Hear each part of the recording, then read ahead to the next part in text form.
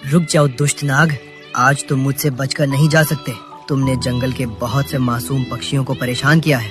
आज तुम्हारा अंत निश्चित है। हे भगवान, आज तो ये मोर मेरी जान लेकर ही मानेगा। मुझे जल्दी से छिपने के लिए कोई सुरक्षित बिल ढूंढना होगा, वरना आज मेरा खेल खत्म। नाग पूरी ताकत लगाकर रेंगता है। मोर अपनी बड़ी चोंच से उस पर वार करने ही वाले होते हैं कि तभी नाग को एक पुराने पेड़ की जड़ों में एक गहरा बिल दिखाई देता है।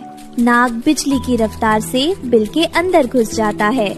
दोस्तों, ये रहे हमारी आज की वीडियो के प्यारे सब्सक्राइबर्स और फॉलोअर्स के नाम।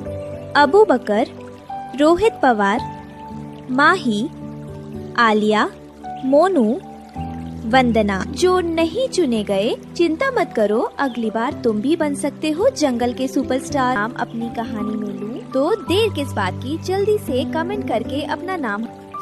तुम आज किस्मत से बच गए, लेकिन याद रखना, जिस दिन तुम इस बिल से बाहर आओगे वो तुम्हारा आखिरी दिन होगा। मैं अपनी नजर तुम पर ही रखूंगा। मोर गुस्से में अपने पंख फड़फड़ाते हुए वहाँ से उड़ जाते हैं। बिल के अंदर बैठा काला नाग डर के मारे कांप रहा था, लेकिन वह खुश था कि आज उसकी जान बच गई। जंगल में बीती रात बहुत भयानक तूफान आया था। उस तूफान ने रानो चिड़िया और उसके पति टुन्नू का पुराना घोंसला तोड़ दिया था। दोनों अब एक टूटी हुई डाल पर उदास बैठे हैं। टुन्नू जी, अब हम क्या करेंगे? देखिए, हमारा घर तिनका होकर पूरी तरह बिखर गया है। मेरे पेट में अंडे हैं, और अगर हम जल्द ही कोई सुरक्षित घर नहीं बना पाए तो मेरे आने वाले प्यारे बच्चों का क्या होगा? मुझे बहुत चिंता हो रही है। रानो, आप हिम्मत मत हारिए, रोने से घर वापस नहीं आएगा। हमें जंगल के दूसरे कोने में चलना चाहिए, जहाँ केले के बहुत सारे पेड़ हैं। रानो और टुन्नू उड़ते हुए नदी किनारे पहुँचते हैं। वे बहुत थके हुए हैं, लेकिन रुक नहीं सकते। रानो, देखिए सामने वो केले का बगीचा, वहाँ बड़े बड़े पत्ते हैं। हम तिनकों का इंतजार नहीं कर सकते। हम केले के पत्तों से ही एक बड़ा घर बनाएंगे।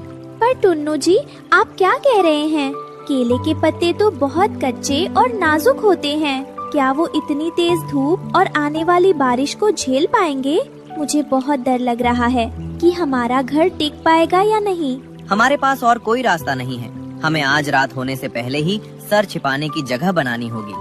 दोनों पति पत्नी ने मिलकर कड़ी मेहनत की। उन्होंने अपनी चोंच से केले के बड़े पत्तों को सिला और एक सुंदर लेकिन नाजुक घर तैयार कर लिया। यह हमारा नया घर देखने में तो बहुत सुंदर लग रहा है, पर यह सचमुच बहुत कमजोर है। देखिए, हवा चलने पर यह पूरा बुरी तरह हिलता है। मुझे अपने बच्चों की सुरक्षा की चिंता सता रही है। आप चिंता मत कीजिए, मैं बाहर पहरा दूंगा। आप अंदर आराम कीजिए। थोड़ी दूर एक सूखे पेड़ पर कालू कौवा और गोरी कौवी बैठे यह सब देख रहे थे। वे रानो की मजबूरी का मजाक उड़ा रहे थे। अरे गोरी, जरा उधर देखो, रानो और टुन्नू ने केले के पत्तों का घर बनाया है। कितनी बड़ी बेवकूफी है। सही कहा आपने। सुना है रानो अंडे देने वाली है। पत्तों के घर में घुसना तो बहुत आसान होगा। आज तो दावत पक्की है। कुछ दिन बीत गए। रानो ने उस केले के घर में 2 प्यारे अंडे दिए। वह बहुत खुश थी, लेकिन उसकी आंखों में एक डर भी था। मेरे प्यारे बच्चों, मैं अपनी जान देकर भी तुम्हें कुछ नहीं होने दूंगी। बस तुम जल्दी से बाहर आ जाओ और यह दुनिया देखो। लेकिन यह दुनिया बहुत खतरनाक है, इसलिए हमें हर कदम पर सावधान रहना होगा। रानो, आप घबराइए मत। मैंने आसपास कांटे लगा दिए हैं। कोई आसानी से पास नहीं आ पाएगा। कालू कौवा उड़कर नीचे जमीन पर गया, जहाँ एक पुराने बिल में काला नाग रहता था। नागराज, आप यहाँ भूखे बैठे हैं और वहाँ ऊपर पेड़ पर रानो चिड़िया के ताजे अंडे रखे हैं। वो घर एकदम कच्चा है, आप आसानी से चढ़ सकते हैं। शुक्रिया कालू, बहुत दिन से शिकार नहीं मिला। आज रात मैं उन अंडों को चट कर जाऊंगा। रात हो चुकी थी, जंगल शांत था। तभी रानो को सरसराहट की आवाज सुनाई दी। काला नाग पेड़ के तने पर चढ़ रहा था। टुन्नू जी, जल्दी जागिए, जागिए। नीचे देखिए, काला नाग तेजी से ऊपर आ रहा है। ये हमारे मासूम बच्चों को खा जाएगा। हमें कुछ करना होगा। हे भगवान, ये तो बहुत बड़ा है, हम इससे लड़ नहीं सकते। रानो, आप दरवाजा बंद रखिए, मैं मदद लेकर आता हूँ। टुन्नू अपनी जान की परवाह किए बिना अंधेरे में तेजी से उड़ा। उसे समझ में नहीं आ रहा था कि इतनी रात को कौन मदद करेगा।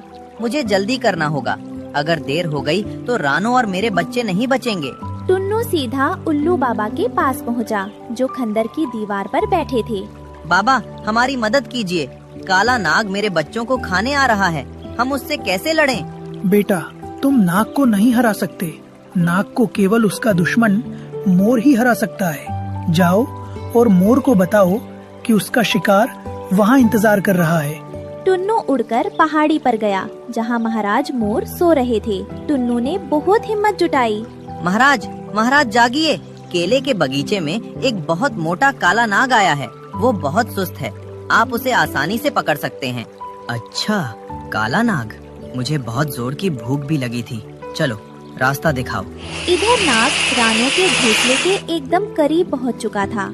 रानो अपने अंडों के ऊपर पंख फैलाकर बैठी थी। तभी बिजली कड़की और मोर वहां पहुंच गया। दूर हटो दुष्ट नाग, तुम इन बच्चों तक कभी नहीं पहुंच पाओगे। तभी मोर ने नाग पर झपट्टा मारा। खच! मोर ने नाग को पंजों में दबोच लिया और एक ही बार में उसे लेकर दूर उड़ गया। रानो और उसके अंडे बाल बाल बच गए। सुबह का सूरज निकला, खतरा टल चुका था।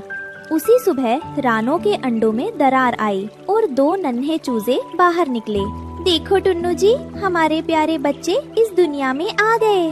कल रात अगर आप इतनी समझदारी नहीं दिखाते और सही समय पर मोर महाराज को नहीं बुलाते तो आज हम इन्हें नहीं देख पाते। ये सब आपकी ममता और ईश्वर की कृपा है रानो। अब हम केले की फसल बेचकर पक्का घर बनाएंगे।